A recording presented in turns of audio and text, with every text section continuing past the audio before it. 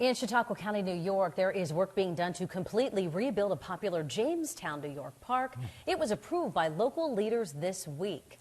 The Jamestown Planning Commission approved the plan to construct a new green space at Potter's Terrace, located along 3rd Street and Potter's Alleyway in downtown Jamestown.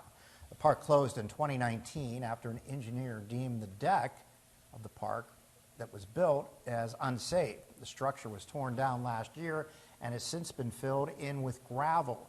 Those with Leaf Plus stone landscape architecture plan to build out a green space at the site featuring several trees, planters, tables, and benches.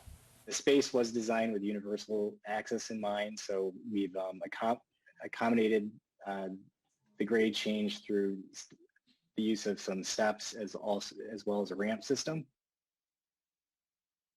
But we're told the availability of materials used to build this park could impact the project's timeline. Construction is expected to start in the spring, but the work to get it underway has already started.